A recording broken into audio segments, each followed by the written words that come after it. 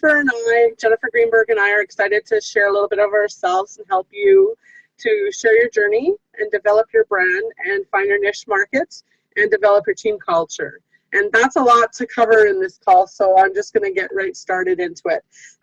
First thing I'm going to do is to share with you my crazy, amazing story of my 110 now pound weight loss. It's just to give you an example of how to put your story together and share your story, and then we'll move into the rest of it. So let me tell you my story. Pretty much of all of my adult life, I've been a plus size girl. I came from a family of pretty average sized people. Everybody else is much smaller than me. I grew up as the big sister in more ways than one, and I've always fought the number on the scale, and most times it's 1. Most of my best friends have also been plus size, and we were emotional eaters, so that made us really emotional. This journey has not only been a weight loss journey for me, it's been a soul-searching journey to figure out how I ended up at 345 pounds at my heaviest, to make sure that I fixed that problem as well as my weight. I have always, my whole entire life, put people before myself as my biggest problem. I was the first and oldest daughter to a family of 4 children. While growing up in a family where both my parents worked long hours and I was in charge of everyone in the house and everything, I put everyone first, being the big sister. My parents and my brothers and sisters relied on me a lot. I was happiest looking after everyone in my life and making sure they had everything they needed, but forgetting to look after myself. Before I knew it, my husband Rob and our ready-made family of 3 stepchildren, all under the age of 5, came into my life. Busy doesn't describe how my life was then, and at that time I wouldn't have had it any other way. It isn't easy losing someone that you love, especially being an emotional eater. I have survived some huge losses in my life that changed who I was each time. I've had 2 miscarriages, and each of those broke my heart. And I lost my nephew James 4 days after his 4th birthday to a quadding accident, exactly a month after Rob and I had gotten married. What should have been the happiest time in our lives quickly turned into a nightmare. I became a very overprotective parent after that, and it took years to recover. Years after I had moved to Saskatchewan, I lost my dad 2 days before his 60th birthday to diabetes complications and congestive heart failure at 60. You would think losing my dad to that, as young as he was, would have snapped me out of it and made me look after myself, but it took me to the darkest place I've ever been in, and I did a lot of emotional eating and was very lost for a long, long time. Just when I was starting to kind of see the light, 1.5 years after my dad died, we lost my father-in-law, Bill, to a stroke and massive heart attack. The only positive choice I made after losing Bill was I vowed to never smoke again, and I never have. But boy, did I lose myself into that emotional eating and food addictions. I never noticed what a dark place I was in after all that loss until I realized I was a whopping 345 pounds on a 5'3" frame. I was a diabetic on the highest doses of metformin and an enhancer glyburide to control my blood sugar. I was on high blood pressure meds, cholesterol meds, an acid reflux med, a thyroid med, 2 puffers for my asthma, and an anti-inflammatory for huge issues with knees, hips, and joints. And my body hurt every single second of every single day. Even a climb up this 4 stairs and I was out of breath. A walking heart attack waiting to happen is what I was. I struggled with hypothyroidism and PCOS, which, if you guys don't know what that is, it's polycystic ovarian syndrome. PCOS had been the reason I had had my miscarriages and was the cause of my insulin resistance and my diabetes. Also together, hypothyroidism and PCOS spelled double trouble for weight loss and was truly my biggest excuse for not even trying to lose weight. Can't lose weight, you have PCOS and hypothyroidism. In the summer of 2012, I became a grandma to a sweet little boy. From the moment I saw that little guy, I vowed to be there to see him grow up. I struggled to be the fun, active grandma, and I failed miserably. I was too big to play on the floor with him. It hurt to sit down on the floor too long, and my God, was it hard to get back up. I was then having swelling issues in my feet, and they started testing for heart problems. I knew I was in trouble. Christmas of 2012, I got sick with the stomach flu, and it was seriously the best thing that ever happened to me. I dropped 20 pounds in 5 days. But the best part was that me being so sick I couldn't keep down water taught me that I could live without the Diet Pepsi, which was the only thing I drank back then, and realizing that I could started a new shift in my mindset. January 17th of 2013 was the day I took my life back into my hands and started my first workout in the gym in Lashburn, Saskatchewan. My 1-year membership was paid for by the most caring man I've ever met. He has been like my adopted dad since both my dads have been gone. Harry argued with me that he argued with me when I said I would pay for it myself, and he said, "You won't waste my money."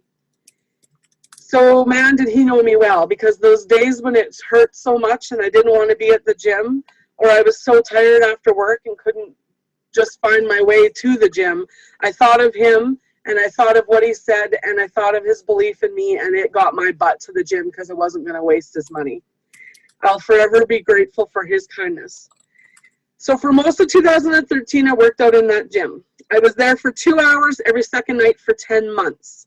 This gym had a curve set up on one side with an ab track machine. It had a recumbent bike, a treadmill, a cable cross weight machine, a set of dial-a-weight dumbbells, and an elliptical. If those walls of that gym could talk, they would tell a tale of blood, sweat, and tears, I tell you. At first, I could only work the curves equipment, and what should have taken 30 minutes to get it on and off and around 3 times took me over an hour because I had a hard time getting on the machines and getting back off of them.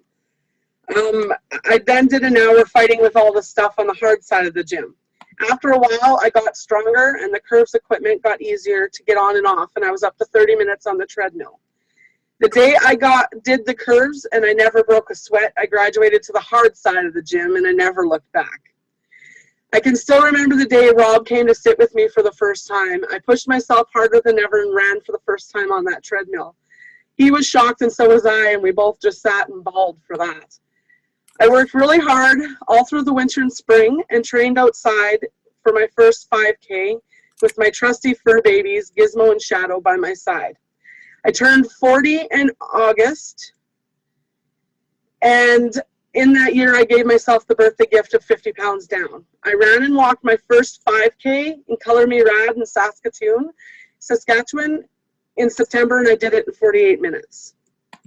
By Christmas of that year, I was 70 pounds down and feeling so strong and in control. But life happened, and my husband got sick, and in January 2014, he had to have an artery replaced in his leg due to cholesterol buildup. So I couldn't be in 2 places at once, and the gym time went out the window. I tried to stay on track with my eating, but I started back into bad habits of putting life first and me second. I did go on this year to do the Lloydminster Muck Run. It was a 5K obstacle course in the mud. I then, only a week after the muck run, did another color run.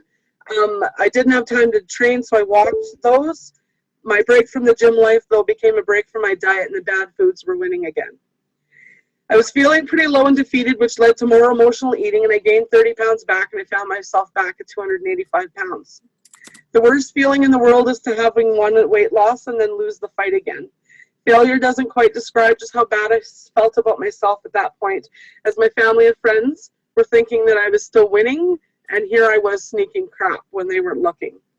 Then my buddy Vanessa, who I met through my best friend Lynn, told me about this 21-day challenge she was doing and about this program that made things so simple. She told me about her coach, Shocker Sean. I will forever be so thankful that she gave me the push to contact him. I can still remember the full 12 hours of conversation we had that day, which ended up with me ordering just the program itself, no Shakeology. He then quickly questioned my choice and had me call right away to change it to a challenge pack to give Shakeology a try.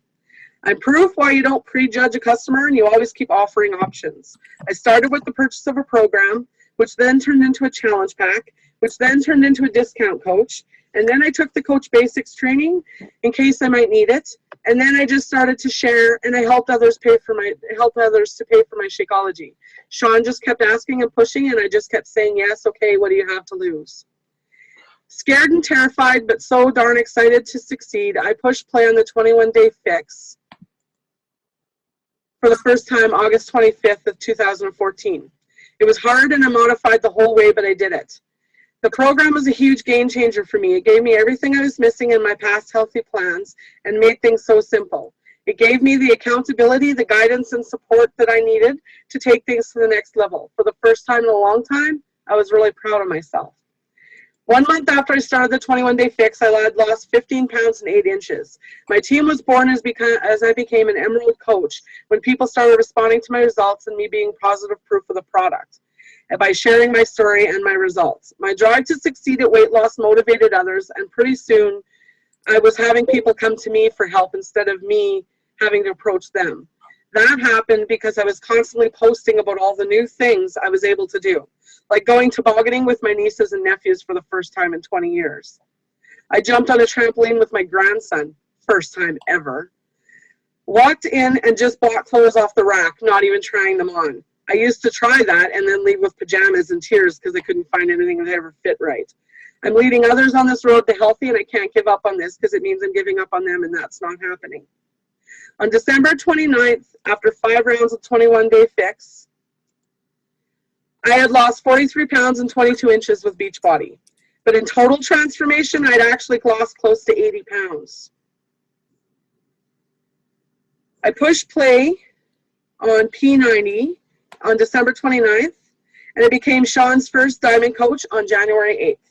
That was a great accomplishment, and I was so proud of myself. The best news, though, came exactly 2 years after my first workout in that Lashburn gym. On January 17th, 2015, I officially became med-free from diabetes, blood pressure, and cholesterol, and I'm controlling these diseases with diet and exercise alone. I've kicked those excuses, and I've broken the myth that hypothyroidism and PCOS, you can't lose weight. I've turned back the clock, and I've added 20 years to my life. I'm now getting to be that fun grandma to those 2 little boys that love their grandma, and I'm setting a better example for my family, my kids, my husband, and best friends that they can do this too. On Easter weekend, I ended my 90 days with P90 with a 17-pound and 8-inch loss. This had taken me to a huge total transformation of 97 pounds gone. The size of a small adult had been lost off this body. I missed my goal of 100 pounds, but I wasn't disappointed at all. I started the 21-day fix again on April 23rd. And I find it very fitting that the program that is my Heart and Soul program was the program that is officially, as of April 26th at Super Sunday when I spoke in Edmonton the first time, had brought me to my 100 pounds loss.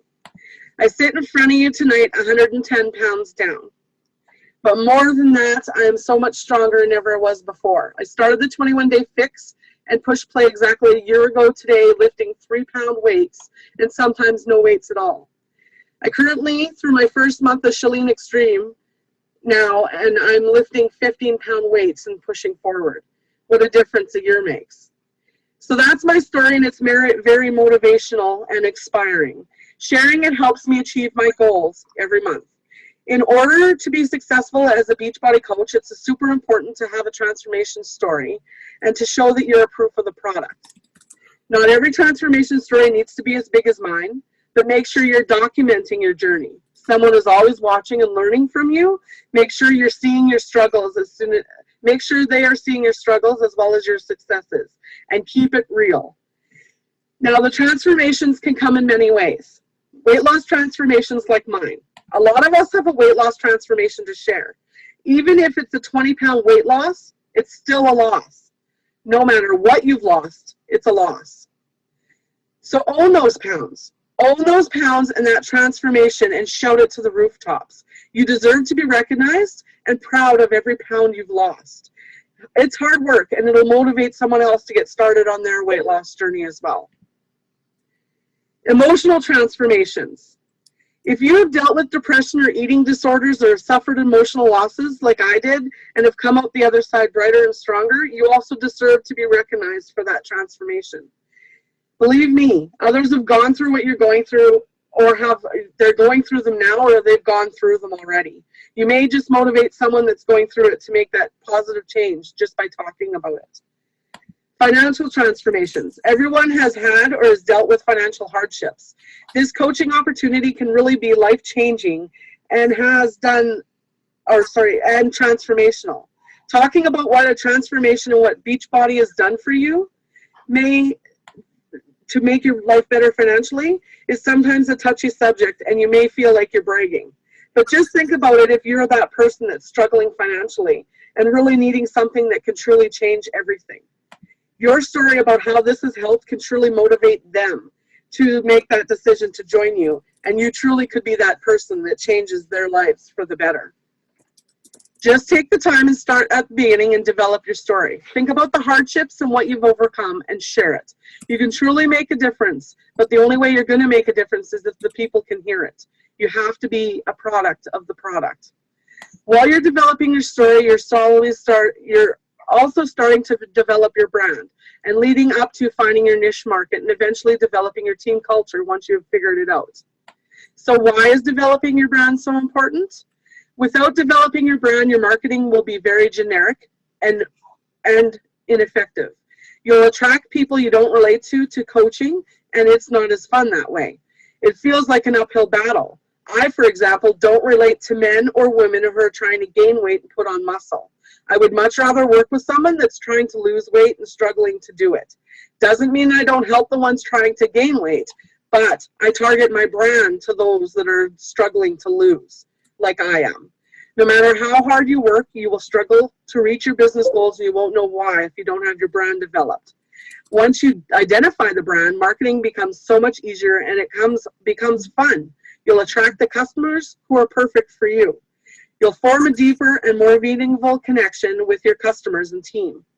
When your customers feel that you understand them, you establish a deeper level of trust.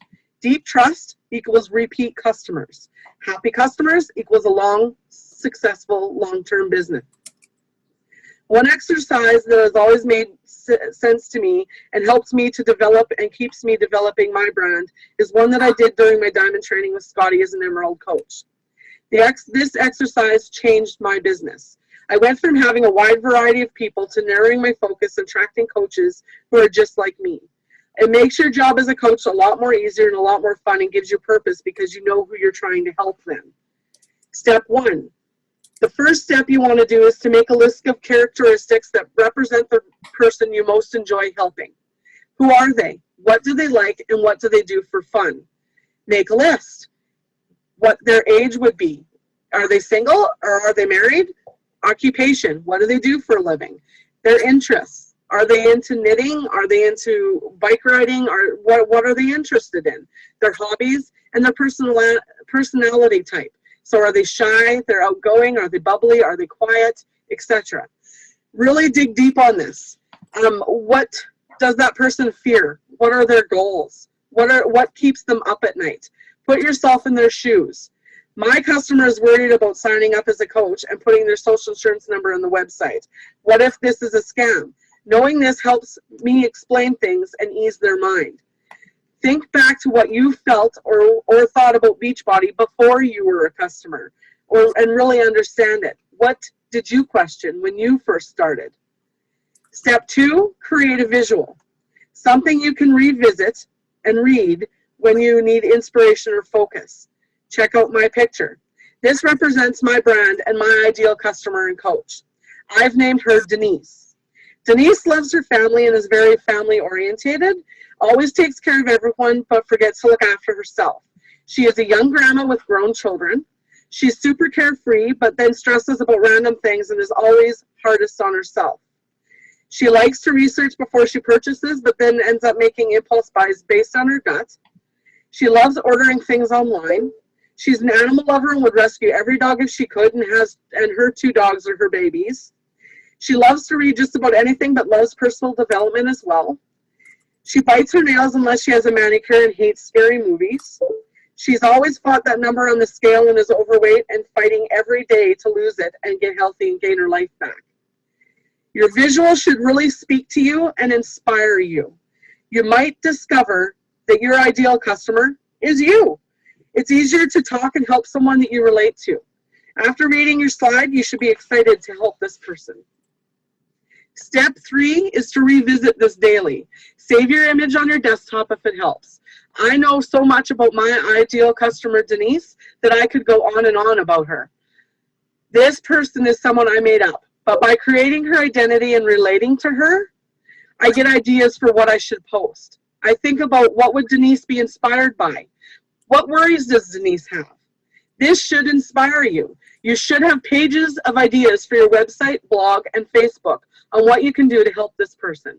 You should be able to create content that will not only appeal to them, but make them feel like, wow, she really does get me. I'm able to create consistent marketing and a consistent message that attracts girls just like Denise into my business.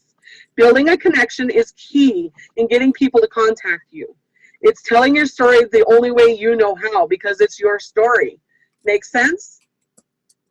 How can you add value once you've done this? Think about what kind of value you can add to this person's life. What can you give her? What advice or guidance can you provide her? What skills, talent, or knowledge do you have? And don't undervalue what you know. Something that seems so obvious to you might be overwhelming and confusing to someone else. Example, meal planning. I totally get it. I've totally got it right from the very beginning. But others struggle. So I share my meal planning with others. Every one of my challenge groups gets started with at least 2 weeks of meal plans. It just makes sense to me to help them with that, get them over the overwhelming nature. If you want to hit the bullseye, you need to throw more darts. Creating the content that builds your brand is a process that takes time and consistency. My customer Denise wants to lose weight and has inches to tone and food addictions to fight. So I write a lot about the workout to help me with that, the 21-day fix.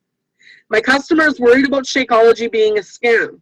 So I write about my experience and how I Googled Beachbody and looked them up on the Better Business Bureau before I even would buy anything. And then I drove my coach Sean crazy for 12 hours before buying anything. And at first I never even bought the challenge pack. I even had a doctor check it out completely before I even enjoyed my first Shakeology shake. Also develop your brand, and you need to figure out what your ideal coach looks like. That way you can find the ideal coach for your team. Most of this applies to the future coach you're going to attract, but I like to take it one step further, and I make a list of 10 characteristics of my ideal coach, and then I rate myself on each item. If you want to attract the type of person into your business, you need to be the best example. You need to lead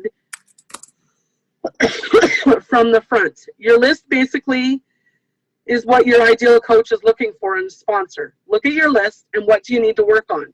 Create your personal development strategy around your areas of opportunity. If you've met any of my team, you will see that they're basically carbon copies of me. Flaws and all. We had terrible follow through at times. We all had huge issues with staying in our comfort zones and have to be shoved out of them to grow. Sean threw me in front of 300 people for my first time talking because I couldn't talk in front of anybody. He knew what he was doing. But we have big, huge hearts and we lead with them and we love to help others. So there you have it. If you want to create a consistent message, you really need to connect with your customers and truly help them. You first have to figure out who it is that you want to help. Then you need to develop your story and share it to really connect with them and show them you know what they are going through and will be able to help them through it. Eventually, also helping them to pay it forward by showing them how to help others as well to build your team.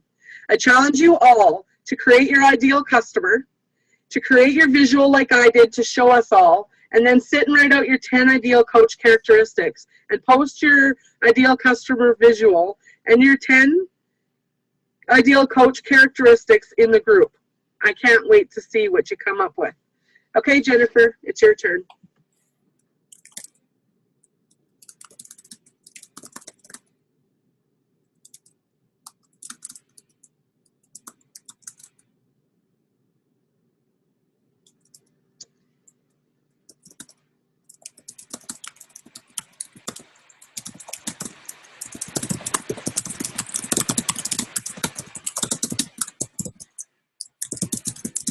How do I do that? Ah, there we go. Here you go.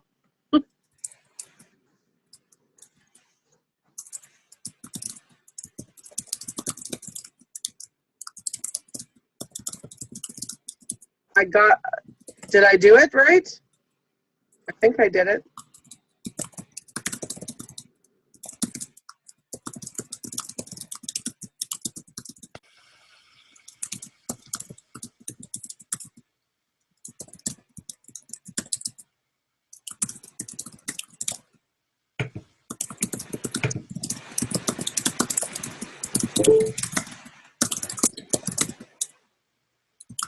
Okay, I don't see myself on my screen, but my camera is on. So do you guys see me or hear me? We can hear you, but we can't see you. Okay, well, we'll just go with that because that's fine. You guys know what I look like. All right, so here we go. So some of the things that I'm going to talk about are going to overlap a little bit with what Bonita was talking about. But I definitely wanted to really emphasize when you're talking about your story, because one thing that I know was a huge obstacle for me when I started my business was I thought that because I didn't have a huge transformation story like she did, you know, I thought that I was at a disadvantage. And I used that as like a mental block that I wasn't going to be successful without it. And my story doesn't include a big weight loss transformation. It really was never about a weight loss goal for me at all. And I started with more of a financial goal. I started with wanting to earn like $40 to $50 of guilt-free money so that I could get my nails done without having to, you know, ask for permission from my husband, because we were just getting through a bankruptcy and living less than paycheck to paycheck. But because I shared consistently about my journey, and because I shared about, you know, my obstacles, which are totally different than the obstacles that Bonita had. And that's one of the coolest things, and why I'm super excited to talk about your niche market. The things that I struggle with in my fitness journey or in the business or any part of my journey, they are going to attract people that are totally different than you are attracting, or that Scotty attracts, or anybody else. And so when you are looking at developing your niche market, what it's really going to do and why it's so important is it's going to help you identify the needs of your audience. It's going to help you to really zero in on what you need to be posting about, what you need to be talking about, and just kind of help you deliver the content that's going to, you know, like feed the soul of the people that you want to work with. So your message is going to resonate with the right group of people. So you don't need to worry about sending your message out to the entire Facebook land. You know, you need to be worrying, or not worrying, but you need to be focusing on getting your message to the people that are going to relate to your story. And I'm new to, I'm sorry, Bonita and I, we've met a little bit here and there, but we got to spend some time talking a lot together while we were preparing for this call. And while I think that she's an awesome person and I'm super excited to get to know her better, there's very little that her and I relate to in our fitness journeys. And so, but that's the cool thing about it is, you know, like if she probably wouldn't have signed up with me and vice versa. So the story that you're putting out there and sharing on social media is going to attract the people that you're going to help. It's going to make it so that you're not spending time and energy and money, if you're doing Facebook ads, figuring out the right marketing approach. So where is your niche market? Where can you find your niche? You know, as you go about creating that person, that image that Bonita was talking about, as far as, you know, really figuring out that customer profile, think about, where are they on social media? Are they Facebook people? Are they Twitter people? Are they Pinterest people? Maybe they're like anti-social media people and they, you know, hang out more, you know, you have to do more local events to find them. Or maybe they're bloggers and you need to be getting into the blogosphere and, you know, commenting on blogs. One of my favorite ways to really do a good job of zeroing in on my niche market is asking people that I know are in my niche, asking them what kind of magazines they read. And that's as simple as, you know, being at an airport or being at Barnes & Noble or at the grocery store checkout where all the magazines are, taking a selfie and saying, hey, what's your favorite magazine? I haven't bought one lately. What's good out there? And you'll find out real quick what kind of magazines that your audience is looking at. When you figure that out, check out the front cover of that magazine. These magazines spend a ton of money on marketing and research, and they know what headlines are going to draw in the attention of their niche, like Health Magazine, Cosmo, Cars, Fortune, Success. They all know who their niche market is. So the content and the headlines that are on the cover of those magazines, those are all great ideas for you. Those are great ideas for you to implement as things to be posting about and using in your social media. So one of my niche markets is police wives. My husband was a police officer for about 10 years and he loved it. It was an awesome journey for us. And I'm in lots of different police wife support groups, which is how I've met several of my coaches.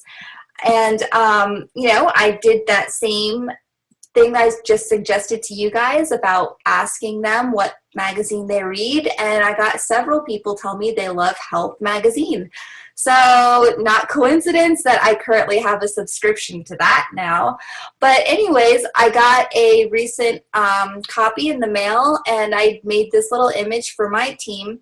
And those are just ideas, you know, firm, flat abs, 10 foods for gorgeous hair and skin, beat junk food cravings. Those are the kind of things that my people want to know about. They probably want to know about hotter sex too. I just didn't circle that one, but let's be honest, they want to know about that as well. But still, like, those are just great, great, great things that you can implement. And it's not this just same boring stuff, not boring, but it's not the same stuff that you're always posting about as far as, you know, here's my workout and here's me and my toddler crawling on me and here's my Shakeology. Like, you need some other things to really spice it up and give people a reason to go to your page. You want them to go and, you know, when they're on Facebook first thing in the morning and they're scrolling, you want them to be like, hey, let me go over to Amy's page and see what she's doing this morning. Or, you know, you want them to go to your page for a reason. So you got to give them a reason. So those are great. That's a great way to just get some ideas of what kind of content is going to get their attention.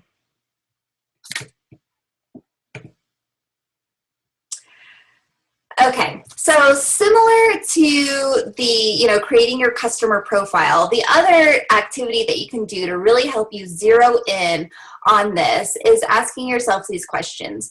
What is a topic that people ask for your advice on regularly? What are the topics that you are most passionate about? So, you know, when you are going on Pinterest or Instagram or, you know, just Google, whatever, what are the things that you are just looking at, like, for fun? What are the things that you're, like, scrolling through Pinterest, wasting time on? Are you looking at crafts? Are you looking at, like, fancy birthday party cupcakes? Or, like, you know, what's your thing? Like, what do you like looking at? And then what do you want people to know about you?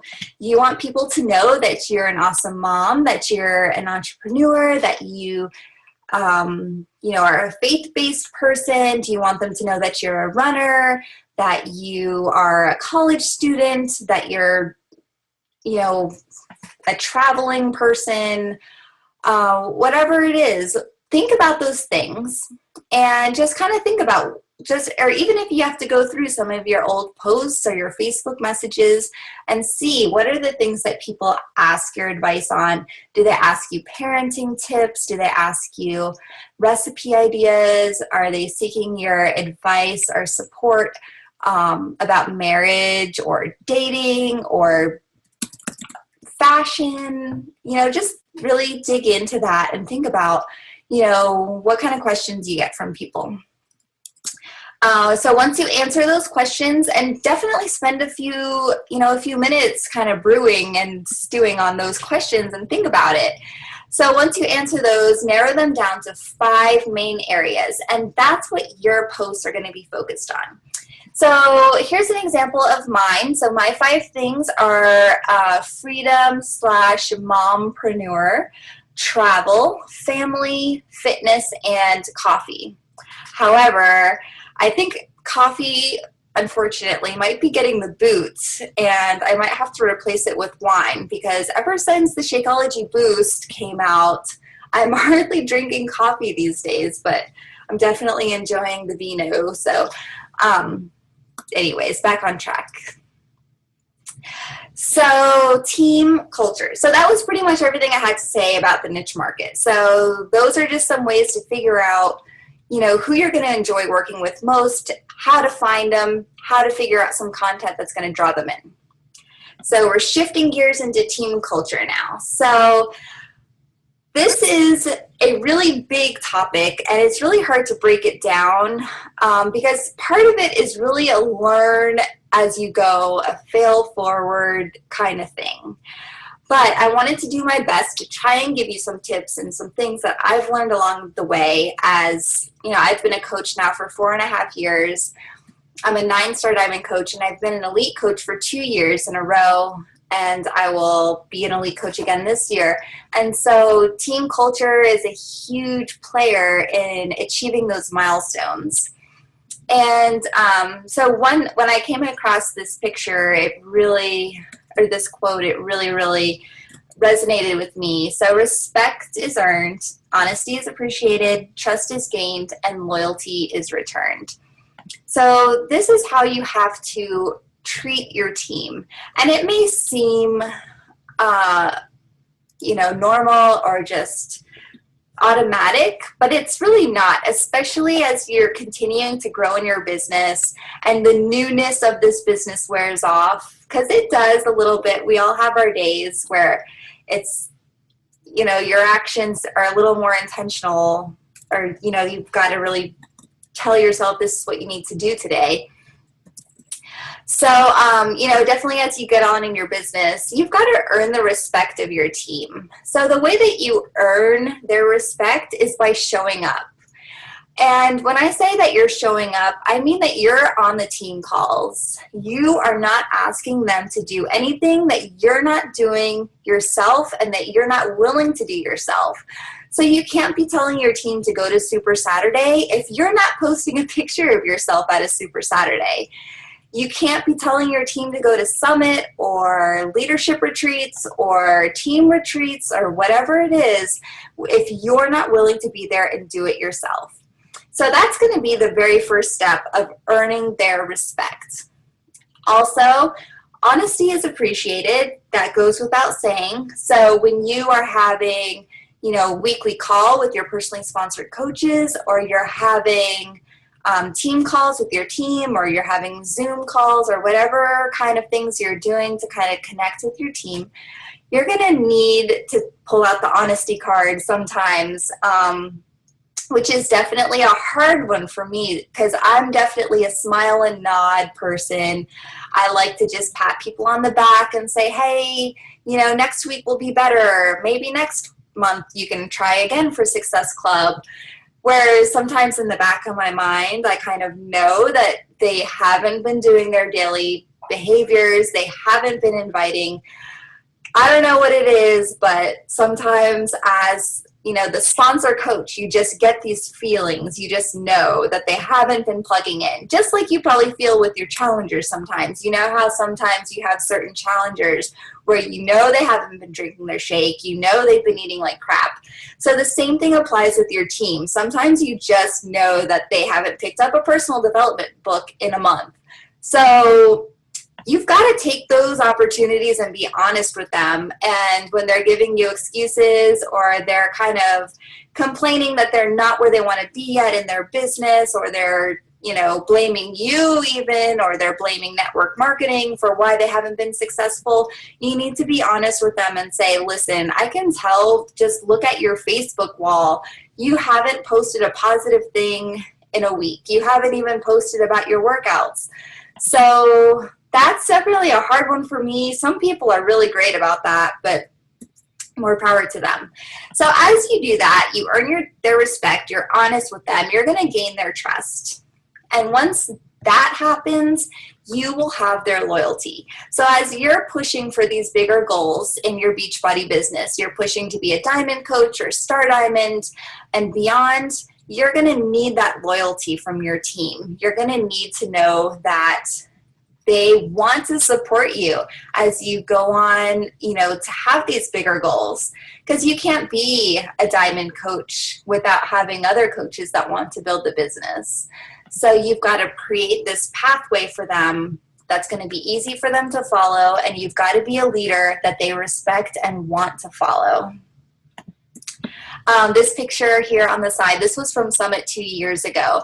So that is me, and then those are 3 of my star diamond coaches, and they're all police wives, by the way, so it kind of goes back to the whole niche marketing thing.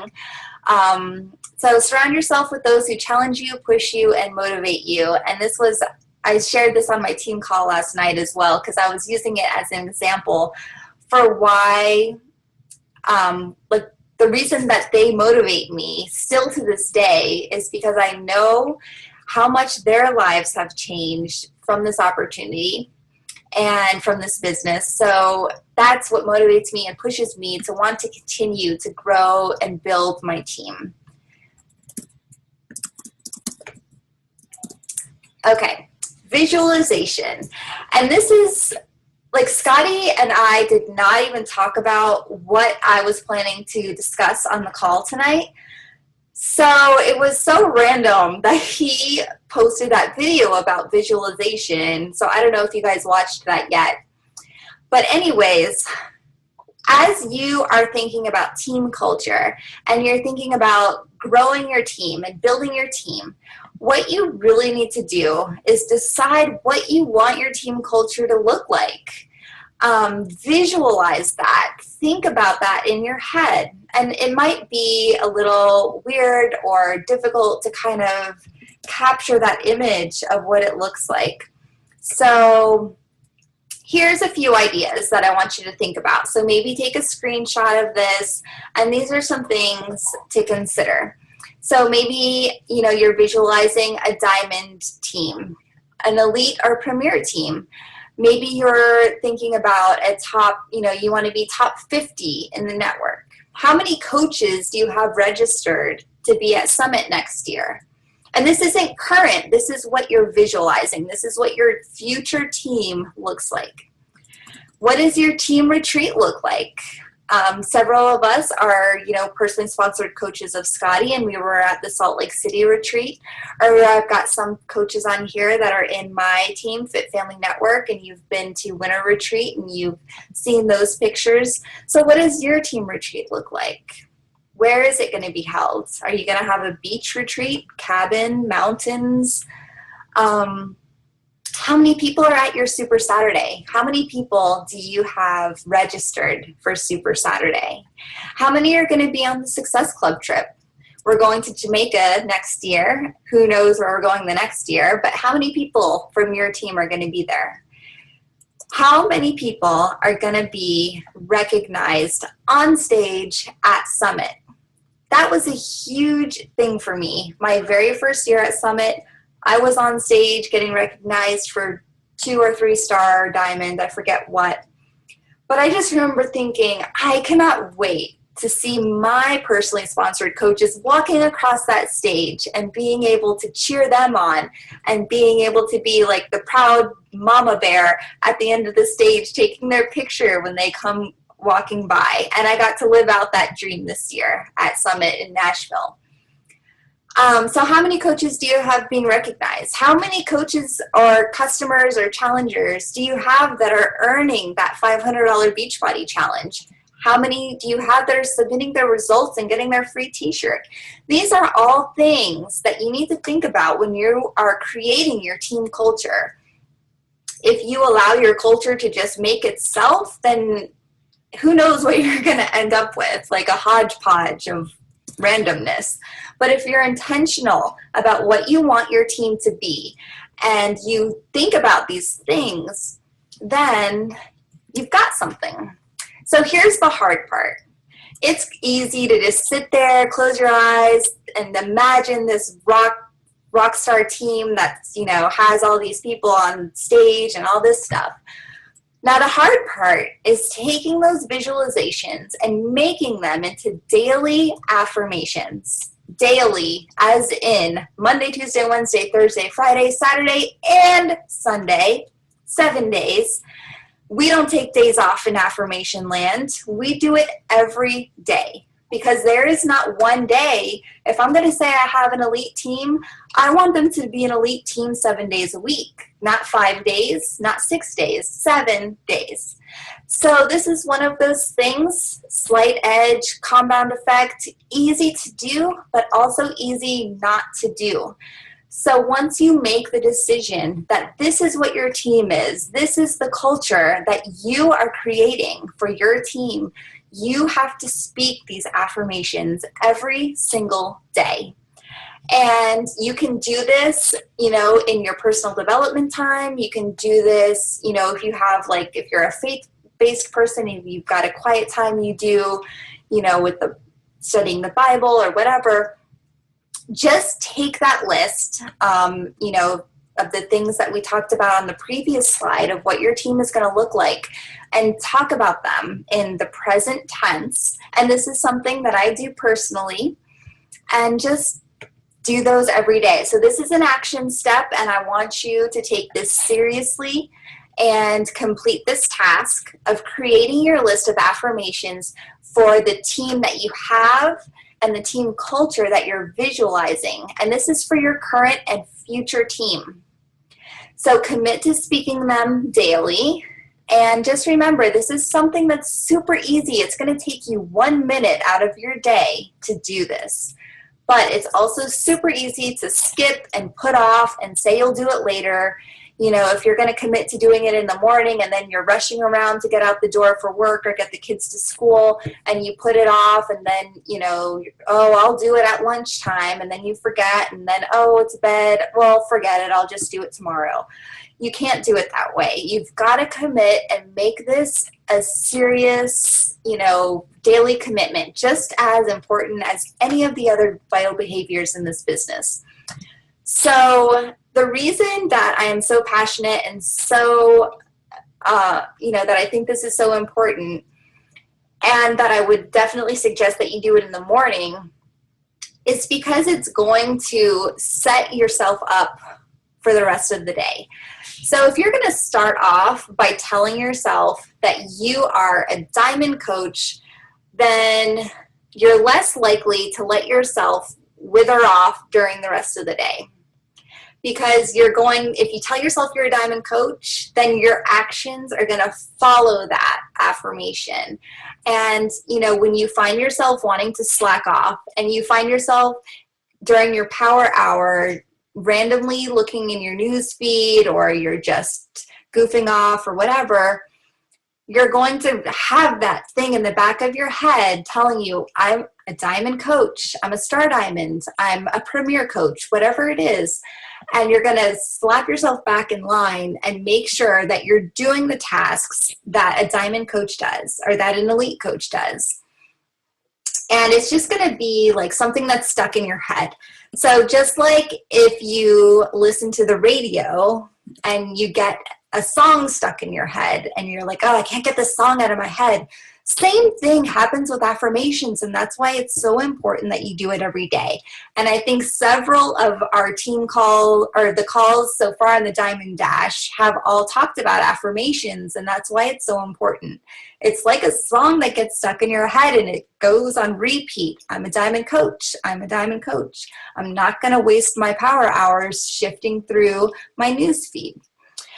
The last thing I want to talk about with affirmations is something that Scotty taught me that has to do with the National Wake Up Call. And I remember telling him that I wasn't able to listen to the National Wake Up Call while I was at work, and I would have to listen to the replay, and I would download them on from the podcast or whatever, and I'd listen to them in my car. And I told him that I would fast forward past all the recognition because I'm like, well, you know, my drive to work is only like 15 minutes. So I just fast forward all the people that are getting named as new diamond coaches and new star diamonds, and because that's all blah, blah, blah. I don't need to hear that. And he told me, well, you know, I don't fast forward that. I listen to it, I close my eyes, and I visualize my coaches being announced as diamond coaches. Or I visualize that these people that are being announced are my coaches. And then I felt like crap for a moment. And then I realized, gosh, that's a great idea. So I started doing that, and I would sit there and close my eyes and listen, and my mind would bring up people in my organization, whether they're personally sponsored or in my downline somewhere. And I would think their names, and I knew the people that were, you know, working towards diamond, and I would say their names in my head, you know, and I would see their names. I would see Sarah's name coming through, and I would see Allie's name coming through in my mind. And it was just, I don't know, there was just some kind of peace that came over me from thinking about it that way. And it just gave you that excitement, like, oh, that was awesome, you know? And so I just want to encourage you that if you are like me, you fast forward past the recognition, don't do that. Use that as another opportunity to visualize that that is your awesome rock star team.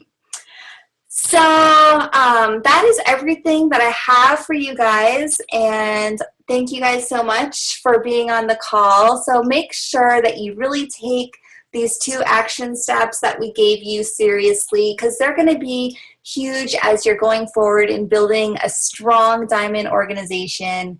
And you know, make sure you post in the group, because we would love to see them and be able to encourage you on those. And the more you're able to put it out there and get it out what you want for yourself and for your team, the better off you're going to be. So if you have any questions, comments, feel free to post in the group, or, you know, post somewhere and we'll find out. So thank you guys so much. I'm sorry my camera is not working. But anyways, I'm so excited that we were able to be on the call with you guys. And Bonita, am I supposed to turn it back to you? Did you have anything else to add, or are we good?